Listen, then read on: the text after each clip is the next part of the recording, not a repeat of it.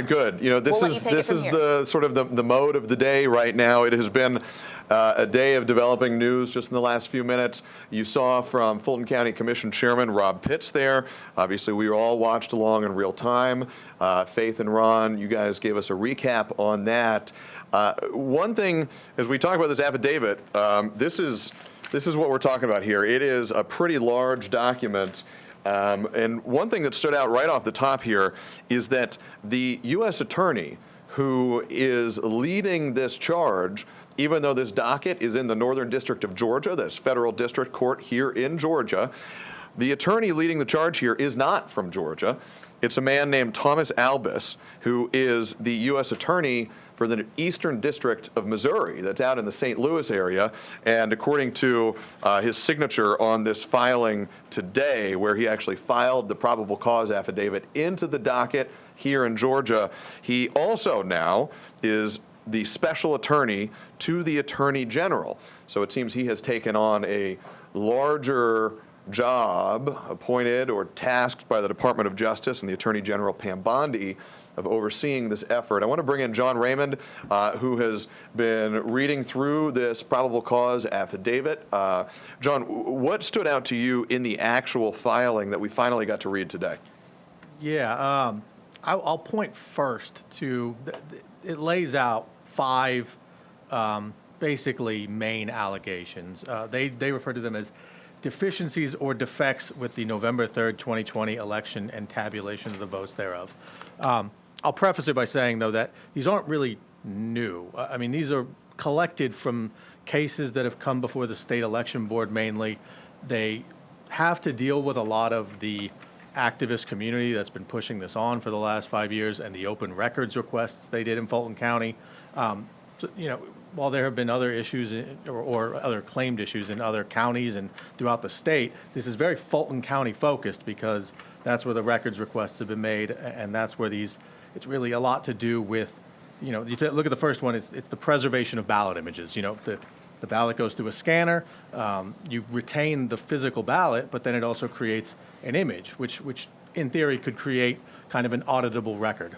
And John, you point aptly to this, and I think it's worth, if anybody has a copy themselves at home, you can read along here. But the first paragraph in the probable cause section of this affidavit, and this is an important section, and this is an important document because attorneys and prosecutors use these probable cause affidavits to try to convince a magistrate judge that probable cause exists, to swear out a warrant that allows authorities to execute a search warrant and search and seize evidence, which is what happened at the Fulton County Election Hub. In the first paragraph, the first main paragraph, the government writes, and this is a quote, "Following the November 3rd, 2020 presidential election, there were many allegations of electoral impropriety relating to the voting process and ballot counting in Fulton County, Georgia. Some of those allegations have been disproven, while some of those allegations have been substantiated, including through admissions by Fulton County. This warrant," it goes on to say, "this warrant application is part of an FBI criminal investigation into whether any of the improprieties were intentional acts that violated federal criminal laws." That's the crux of the government's argument there. You heard Fulton County Commissioner Rob Pitts push back forcefully on that, calling these claims, quote, "recycled rumors, lies, untruths, and unproven conspiracy theories." John, it was a process just to get to this point where we could read the affidavit. You were following along both the docket in the Eastern District of Missouri and here in the Northern District of Georgia. This was a kind of unusual posture for this case that we're watching. Yeah, it made it kind of difficult to know where to look throughout the day as we've been expecting this affidavit to be unsealed, which we knew would happen since Saturday. But that was an order that was delivered by a judge in the Northern District of Georgia. But then we also knew, you found out on Saturday or Friday, whatever day it was, that there was this other element to it in Missouri.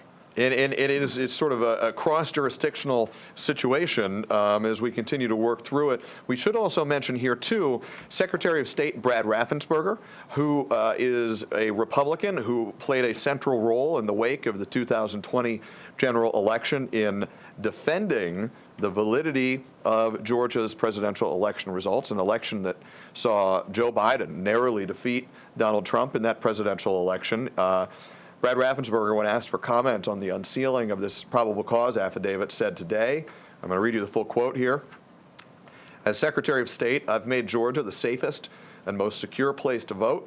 Instead of wasting time and tax dollars trying to change the past with baseless and repackaged claims, let's focus our efforts on building a safer, more affordable future for all hardworking Georgians. Again, that's Secretary of State Brad Raffensperger, who is a Republican, who was Secretary of State overseeing Georgia's election process back in 2020 during the November election. Raffensperger is also running for governor right now. And John, we should point out here too, just yesterday we reached out to the Eastern District of Missouri, the U.S. Attorney's Office there, Thomas Albus's office, as well as the Department of Justice in Washington, D.C., for comment on this case. They so far have not responded to those requests for comment. John, you were listening into that press conference as well. It could take months for this to get resolved in the legal system. Yeah, well, one thing that's very notable about the affidavit itself is we don't know who the targets of the investigation even are. So you're talking investigative steps that go on for however long, and then you're talking about a grand jury indictment, something like that, if they feel that they've built a case. So that is, we are very early in the steps to where we don't even know who it is they're investigating. We know what they think might be the basis for investigating such individual, but we don't, we're in the dark as to who that may even be.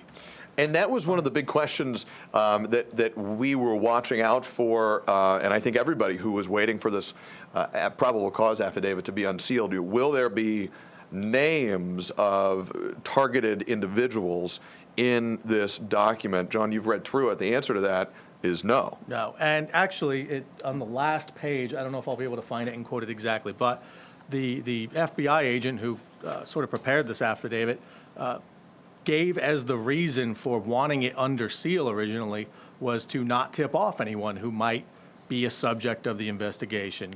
Evidently, they changed their mind at some point because the judge's order to unseal all this noted that the government was not opposed to it, and obviously Fulton County, Rob Pitts, they were not opposed to it. So then it made a very clear path to getting things unsealed. Or John Raymond bringing us this important update. You've been, for folks who don't see you on television every day, this is what you do, and you track this information really doggedly to make sure that we have the most up-to-date and confirmed information. So John, thank you. To recap here, we just heard moments ago from Fulton County Commission Chair Rob Pitts discussing the unsealing of this probable cause affidavit and defending once again Fulton County's election conduct in the 2020 presidential election, calling accusations of improprieties, quote, recycled rumors, lies, untruths, and unproven conspiracy theories. The government, with a different approach to things in their probable cause affidavit, alleging that some allegations of improprieties were disproven, while some had been substantiated. That's from this probable cause affidavit we have just gotten a chance to read after it was unsealed.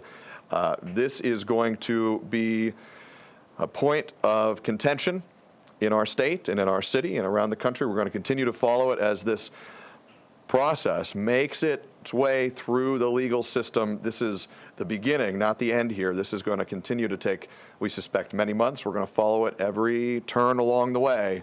We're going to go to a quick break. We'll be right back after this.